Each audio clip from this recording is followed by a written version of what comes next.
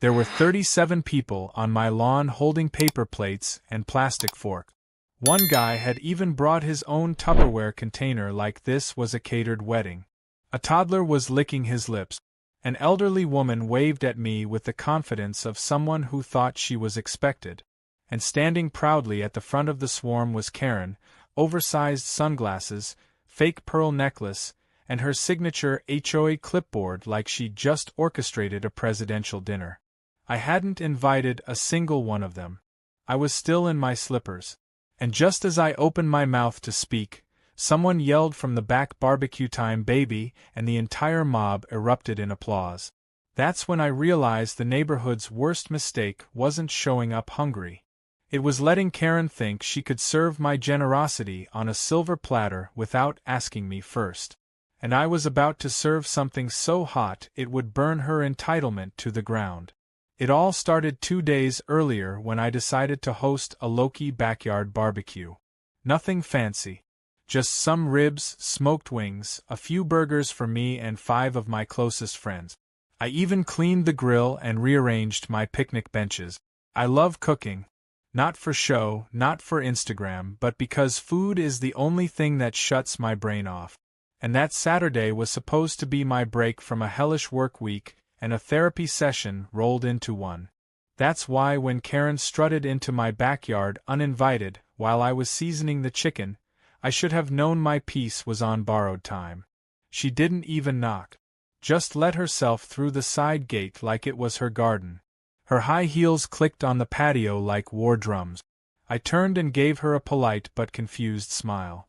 She didn't return it. Instead, she scanned the yard with narrowed eyes and nodded approvingly like a talent scout. "Oh, this is perfect," she muttered to herself. I blinked. "Sorry, what is perfect, Karen?" I asked, still holding a bottle of cayenne in one hand. She pointed to my setup. The benches, the fairy lights, the grill. "You're doing the HOA Summer Welcome Buffet, right?" she said, already typing something into her phone. My eyebrows furrowed. "What buffet?" She smiled, the kind of smile that makes you feel like you're 5 seconds away from being volunteered for jury duty. "I sent out the announcement this morning, didn't you see?" she chirped. "We're calling it Barbecue and Brews in the Burbs.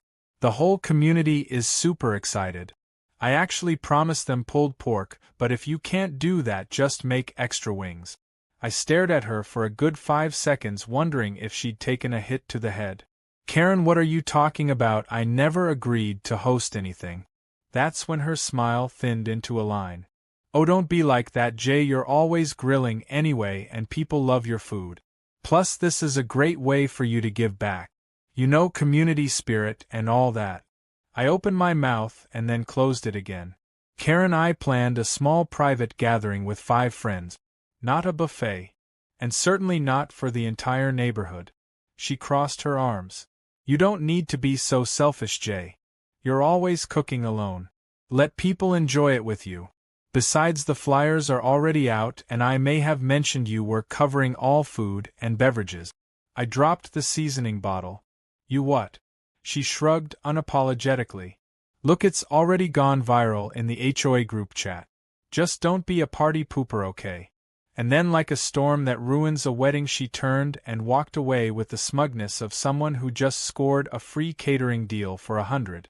I stood there in silence for a moment, processing what had just happened.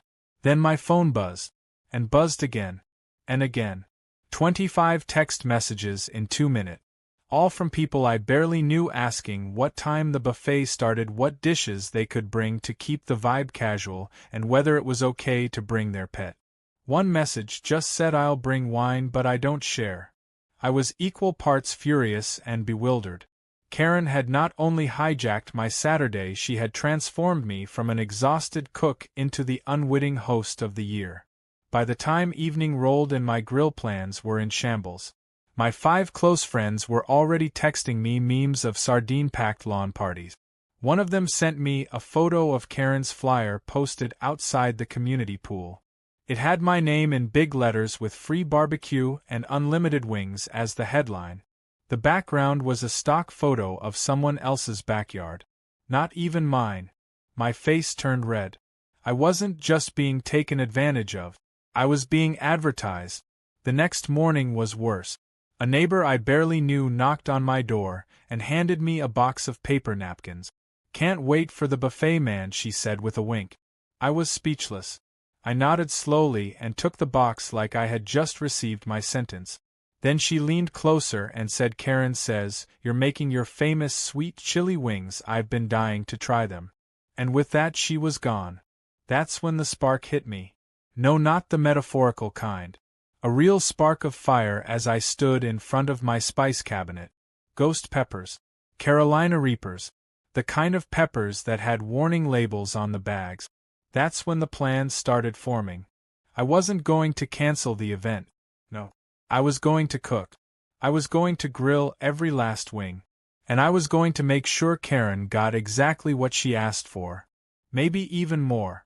I started by texting my old college buddy Raj, who now ran an artisan pepper farm. He picked up on the second ring, and before I even explained he said, "Let me guess, HOA nonsense again." I told him everything. By the time I finished he was already laughing. He agreed to overnight me his hottest batch of peppers plus his specialty sauce called Lucifer's Tears. I thanked him and promised to send him the footage. That's when I brought out my old GoPros. Dusty but still functional. I charged the batteries and checked the angles in my yard. Front porch, backyard, picnic table, grill station. I covered every corner. If Karen wanted a show, I'd give her one. With surround sound and multiple angles. I even made fake menu signs for the trays. Safe wings on one side. Inferno wings on the other. I printed them in big red letters with small print that said "Consume at own risk." And just to be safe I prepared a waiver. If anyone ignored it, that was on them.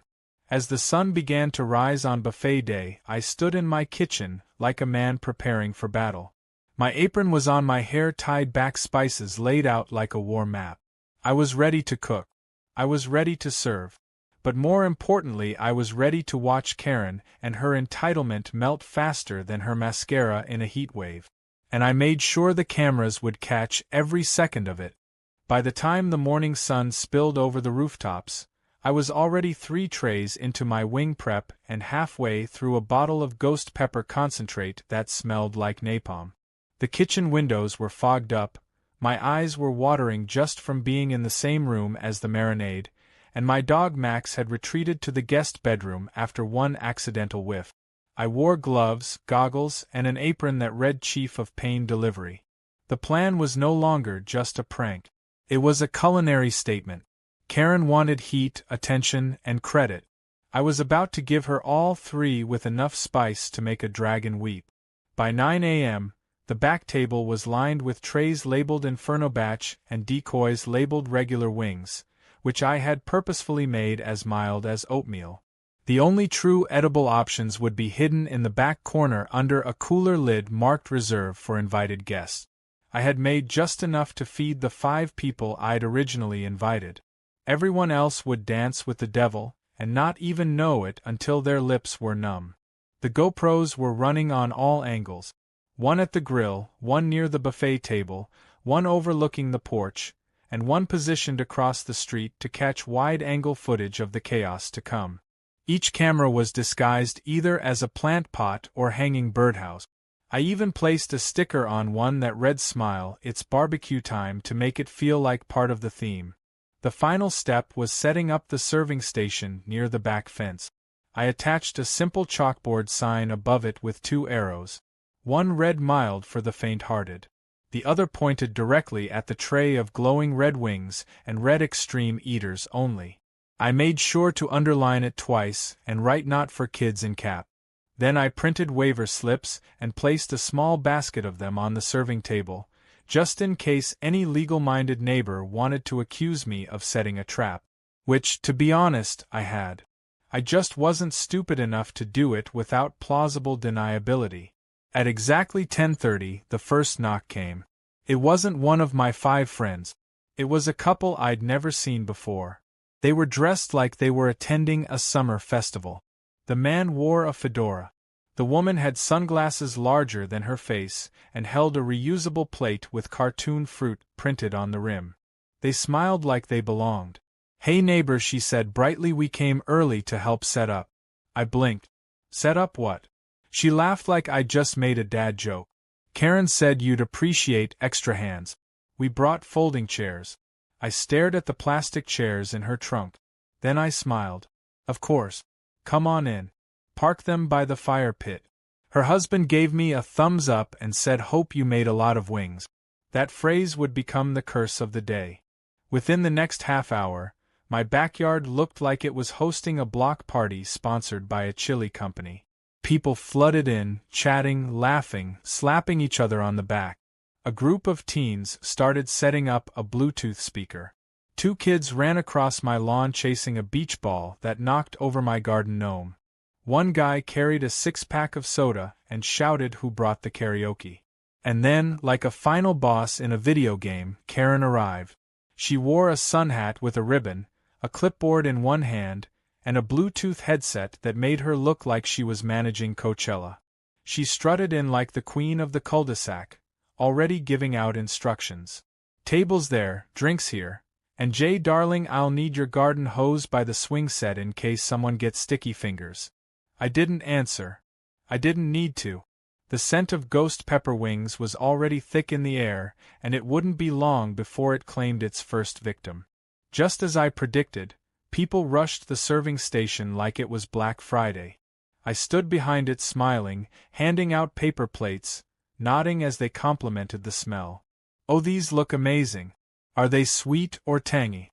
Both, I said with a perfectly neutral face. I made sure to point to the signs. 1 or 2 people raised eyebrows at the extreme heat warning, but no one took it seriously. One guy even said, "Ha, you're funny," and took sick. Karen, of course, was the loudest. Oh please, I eat Thai food twice a week. This will be nothing. I could already see the red in her cheeks as she grabbed 3 wings and bit into one without hesitation. That moment was silent. Then her eyes widened, she froze mid-chew, and a noise escaped her throat that sounded like a reverse sneeze mixed with a dry cough. She blinked rapidly, then started fanning her face with her clipboard. Her headset slipped off. She tried to play it cool, nodding and saying good as sweat began to drip down her temples. Around her, the chaos rippled. The first guy to bite into a wing ran straight to the garden hose and turned it on, trying to aim it into his mouth. A woman started coughing so hard she knocked over the salsa bowl. A kid screamed its fire chicken and threw his plate into the bushes. One man started doing laps around the picnic table like he could outrun the spice. Karen, meanwhile, was trying to maintain composure while clearly fighting back the urge to scream. She grabbed a soda can, cracked it open, and downed it. It did nothing. The carbonation made it worse. Her voice came out raspy when she tried to speak, and she pointed at me with trembling fingers. What did you put in these? I raised both hands innocently. They're ghost pepper wings, Karen. Didn't you read the sign? I gestured at the waiver pile. She squinted at it, still gasping. Someone finally shouted, "We need milk." A neighbor ran to their car and returned with a jug of almond milk, which caused a minor stampede. People were holding their mouths, fanning themselves with paper plates, and one guy was crying under the patio umbrella muttering, "Why did I eat 3?" I watched all of this from my grill station with the calm of a man who had planned every second. I even offered wet napkins. Karen stumbled toward me, her makeup smudged, eyes wild. "You did this on purpose." I tilted my head. "Did what?" "Cook food. Host the buffet you organized without asking me." I warned people. The signs are clear. I even had waivers. Want one? I handed her a slip. She snatched it and tore it in half. "You think this is funny?" I looked around at the backyard chaos. Honestly, a little. Just then, my friend Tyler showed up. One of the original 5 I actually invited.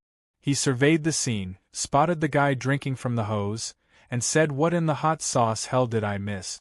I handed him a plate of the mild batch from the cooler. "You made it just in time." He bit into one and smiled. "Man, these are great. What happened to everyone else?"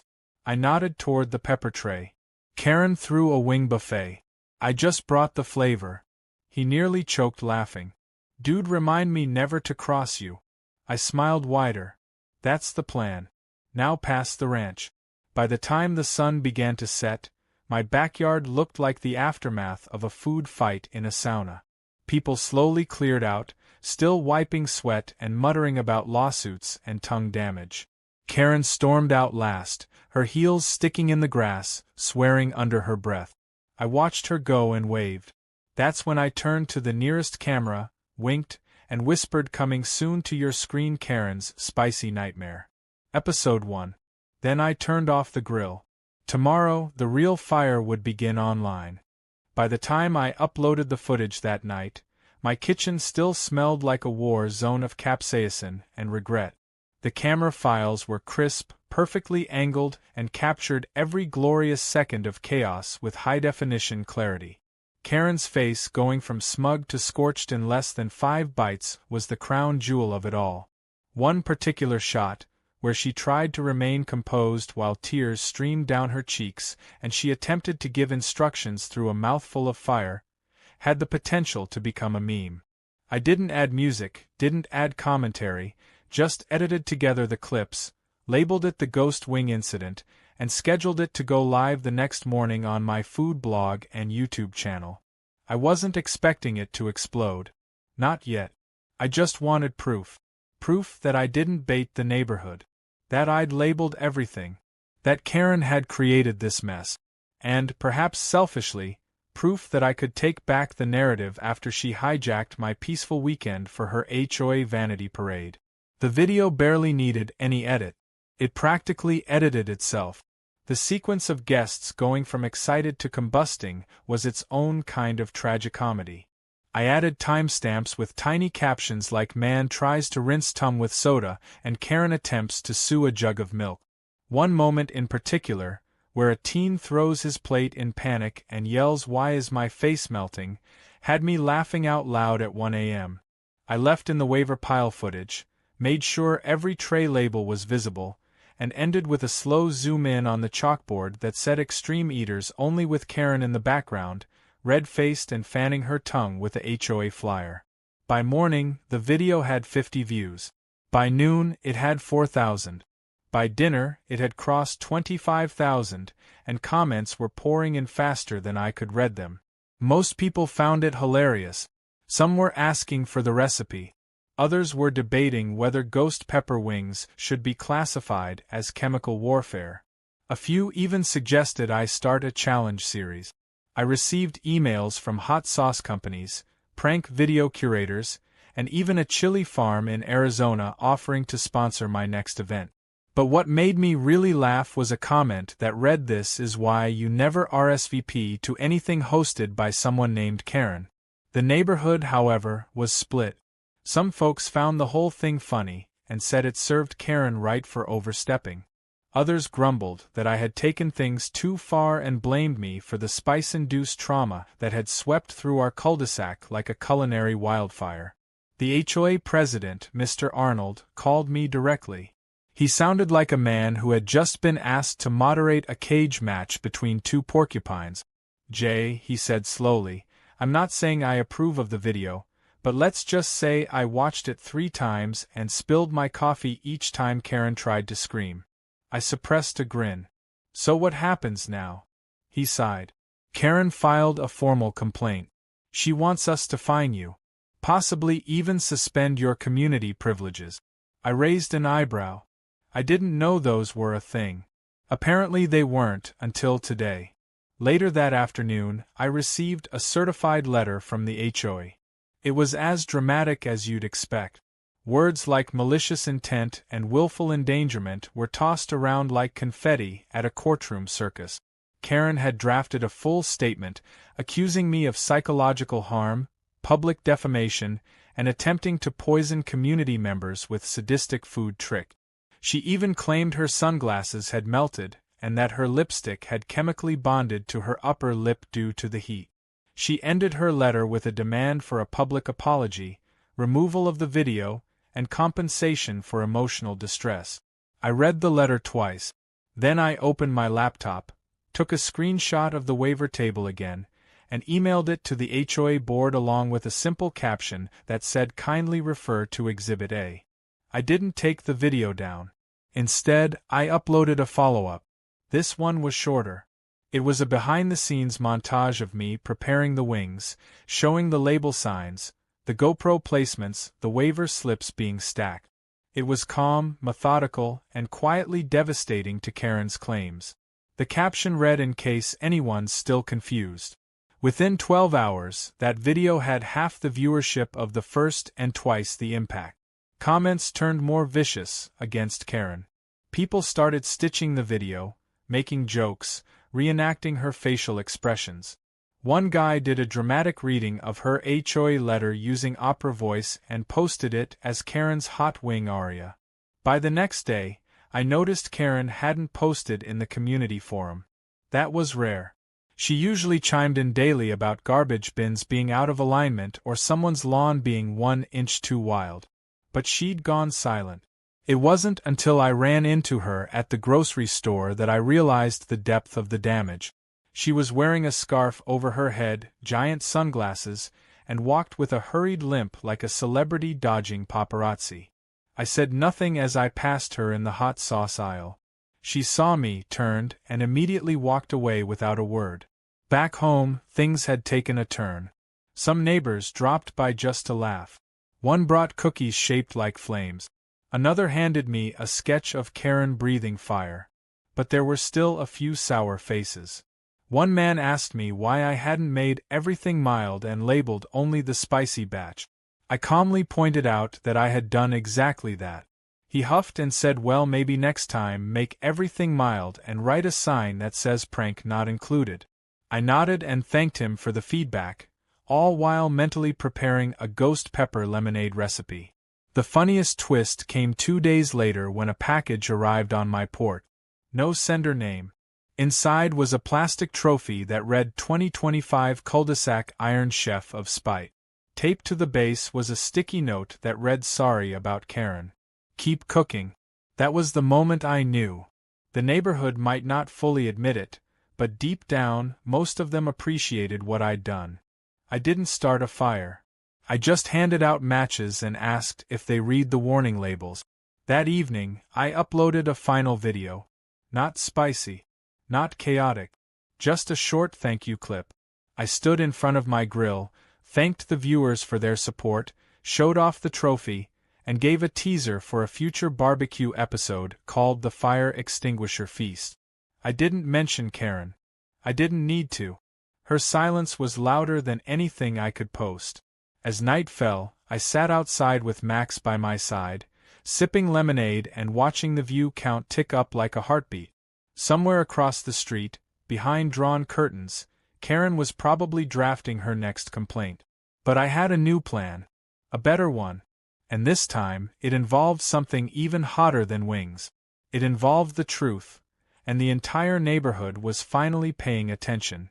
The envelope was thick, overly formal, and stamped with gold trim that looked like it belonged to a wedding invitation, not a notice of disciplinary action.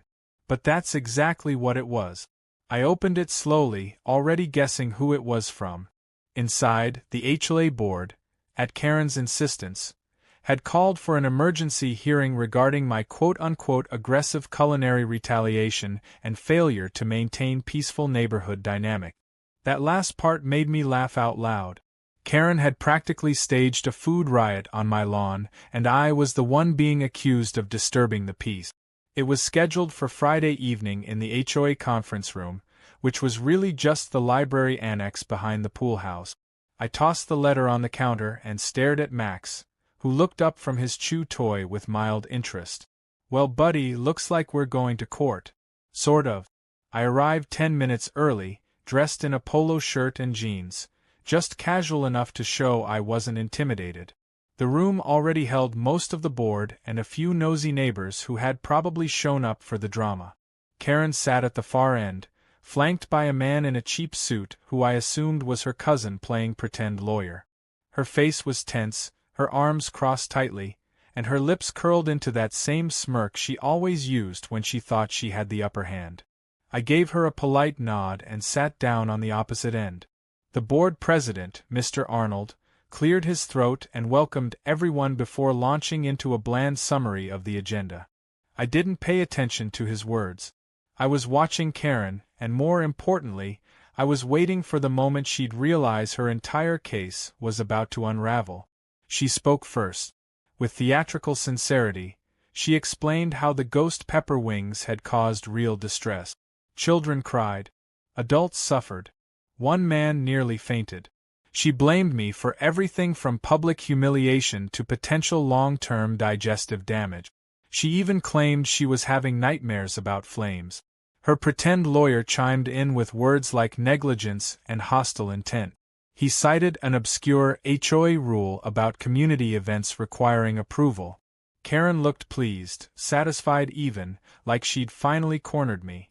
When the board asked me to respond, I simply reached into my folder and handed out printed screenshots. They were still frames from the videos showing the tray labels, the waiver basket, and the signs reading "Consume at own risk." The room shifted. Board members leaned forward. Karen leaned back. I spoke calmly, clearly, with no need for drama. I explained that the food was labeled, the waivers were visible, and that I had never invited anyone outside my original group of 5. I reminded them that Karen had not only promoted the event without my knowledge but had used flyers, group chats, and public announcements to make it happen. One of the board members raised an eyebrow and asked Karen if she had a copy of the flyer. She did. She brought it out with pride like it was evidence against me. It backfired immediately. My name was printed across the top, next to a cartoon of a smiling chef. I asked her who designed it. She said she had. I asked if she had received written permission from me to use my name. She said she assumed I'd be fine with it. I turned to the board and smiled. There it is. Assumption. No consent. No coordination. Just a rogue event thrown at my house without my approval. Karen's face tightened. Her pretend lawyer stammered something about community expectations. One of the board members held up the waiver photo and asked if it was legitimate. I nodded. He shook his head slowly and said that looked pretty clear to him. Mr. Arnold sighed, clearly wishing he were somewhere else. After a few moments of silence, he declared that while the event had unfortunately gone off the rails, the board could not find me in violation of any rules. In fact, he added, there would be a formal review into how events are approved moving forward to prevent another misunderstanding. Karen's jaw clenched so hard I could almost hear her molars crack. She stood up abruptly, knocking over her chair, and stormed out of the room without another word. Her pretend lawyer followed sheepishly, dropping his briefcase in the process. As the room emptied, I received a few nods and a couple of quiet thumbs up. One woman leaned over and whispered that she'd never seen Karen lose in public before. I thanked her and exited with my head high and my blood pressure blissfully steady. Outside, I took a deep breath and exhaled. It wasn't over. Not really. Karen wasn't the type to go down quietly. But this round was mine, and she knew it. The next few days were eerily calm. Karen didn't post. She didn't patrol. She didn't host one of her usual passive-aggressive sidewalk chats about lawn decor and trash bins. It was like she'd gone underground. Until Sunday. That's when the invitations arrived. Hand-delivered to every house on the block. Karen was throwing a quote-unquote apology brunch at the community center. No mention of the Wings incident. Just a friendly gathering to reconnect and move past recent tensions.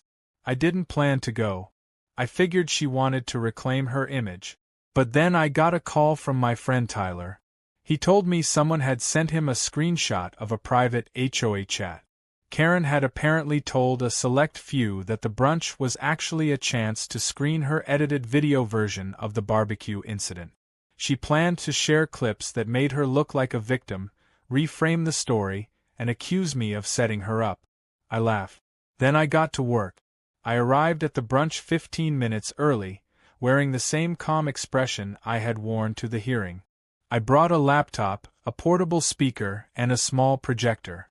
I asked the manager for permission to set up my display and, since it was open floor time, he agreed. Karen hadn't arrived yet. but people were already sipping orange juice and munching mini quiches. I loaded the full original video. Not the edit, not the clips, the uncut, unedited footage from every camera. Just before Karen walked in, I pressed play. The room filled with familiar sounds. The crowd cheering. Karen yelling instructions. The signs warning about the spice. Her biting into the wing. The change in her face. The panic. The hose. The milk.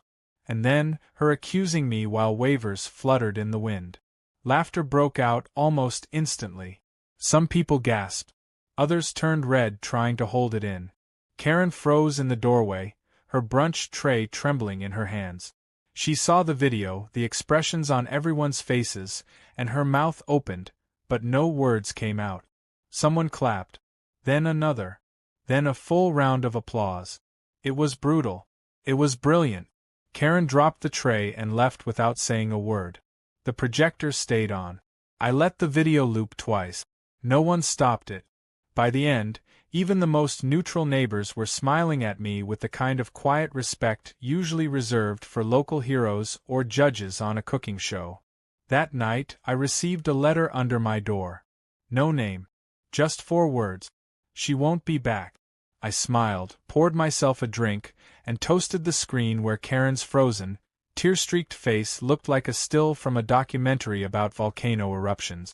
Justice hadn't just been served. It had been plated, garnished, and brought out with a flaming dish cover. And Karen's brunch? Let's just say no one asked for seconds. 2 days after the infamous brunch screening, I woke up to find a note taped to my front door. It wasn't the usual HOA paper with official stamps or Karen's passive-aggressive handwriting. It was handwritten in blue ink, short and almost sheepish. It simply said, "Sorry about everything. You were right." And under it, scribbled hastily, was Karen's name. I stared at it for a long moment, unsure whether it was real or some kind of twisted joke. Max sniffed it like it might explode, and honestly, I couldn't blame him. This woman had launched a neighborhood-wide misinformation campaign, ruined my peaceful Saturday, and tried to get me fined for handing out spicy wings. A note didn't feel like enough. But something about the way it was written, the tilt of the letters, the slightly smudged ink, told me this wasn't Karen's usual performance. It was something else. Defeat maybe. Or embarrassment. Either way, it marked a strange shift. For the first time since the barbecue war began, Karen had gone silent. And she stayed that way. The next week passed with remarkable quiet. No flyers. No announcements. No complaints about lawn heights or trash lid. Karen's once daily patrols vanished entirely. Some neighbors speculated she had gone to stay with family. Others said she was hiding out in shame. A few thought she might be regrouping for a bigger comeback. I didn't care either way. My grill was back to normal, my weekends were peaceful again, and my food blog had more traffic than ever. The Ghost Wing video had passed 100,000 views, and a regional hot sauce company had sent me a care package with a handwritten letter that read thanks for putting our fire to good use. I even got invited to do a local radio segment about food safety and neighborhood drama. Apparently, my story had become something of a legend among HOA members around the state. Then came the invitation I wasn't expecting. The HOA board sent out notices for the annual neighborhood celebration day. It was usually a bland affair with plastic chairs, sad potato salad, and speeches about parking violations. But this year they wanted something different, something fun, something unforgettable, which is why the letter read we would like to formally invite Jay Thomas to be our guest of honor and host for this year's community cook-off. I nearly choked on my coffee. They wanted me, the guy Karen tried to sue for wing-based warfare, to headline their biggest event of the year. I reread it twice to make sure I wasn't misinterpreting. But there it was, signed by the board president and 2 other members who had previously voted with Karen on almost everything. The tide had shifted, and they wanted me to ride the wave.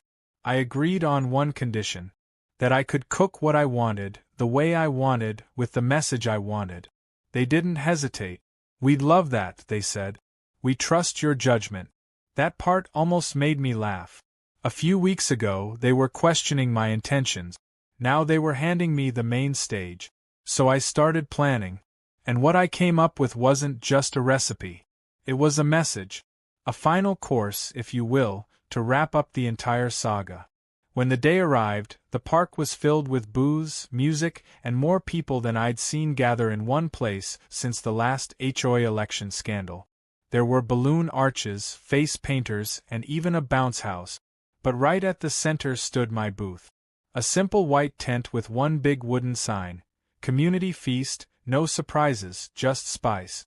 The smell of smoked meats, garlic, and carefully balanced chili filled the air. This time, I didn't use ghost peppers. No pranks. No waiver forms. Just good food.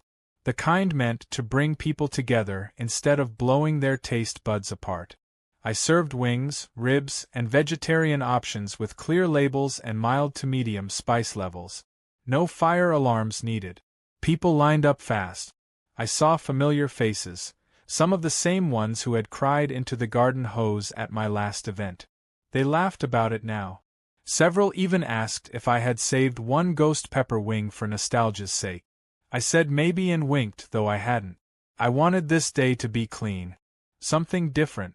A proper ending. That's when I saw her. Karen. She stood at the edge of the crowd, not dressed up, no clipboard, no sun hat. Just jeans, a plain blouse, and a tired look. Her eyes met mine for a second, and then she looked away. I didn't wave. Neither did she. But she walked slowly toward the booth, got in line like everyone else, and when her turn came, she simply said one order please. I handed her a plate. She nodded and stepped aside to eat quietly at a nearby table, blending in for once instead of hovering over everything like a storm cloud. I didn't say anything. I didn't need to. Later that afternoon, the board handed me a small plaque. It read Community Builder Award in recognition of resilience, humor, and unmatched grilling. People clapped. Someone joked about installing a warning sign on my driveway. I gave a short speech. Nothing dramatic. Just a thank you, a few words about respecting each other's boundaries, and a reminder that spicy food should always come with a heads up. It got a few laughs. One of the board members shook my hand and said you turned a food fight into a community event. I smiled and said well, they say revenge is best served cold, but I prefer it slow-cooked over mesquite. The sun dipped low as the event wound down. Kids ran around with painted faces, parents packed up chairs, and music faded into background chatter. I stood by the grill, cleaning up, when Karen walked over again. She looked at the plaque, then at me. You didn't have to be that nice, she said. I could have made this worse for you. I nodded slowly. You did. But it's over now. She looked like she wanted to say something else but didn't. She just gave a small nod and walked away. And just like that, the saga finally ended. That night, back on my porch with Max curled at my feet, I watched the quiet street under the glow of porch lights. It felt like the neighborhood had exhaled. I sipped my drink, checked the blog comments, thousands of likes, a dozen new followers, and uploaded one final video. A calm one. Just a thank you montage from the cook-off, set to some mellow jazz. No chaos. No screaming. Just smiles, sauce, and second chances. And before I went to bed, I updated the subtitle of my blog. It used to say Recipes for One. I changed it to Recipes for Everyone, with a warning in parentheses that read unless Karen's organizing it. Max barked once like he approved, and for the first time in weeks, I slept without thinking of wings or waivers or war. It was over. The fire had burned out. But the flavor? That would last forever.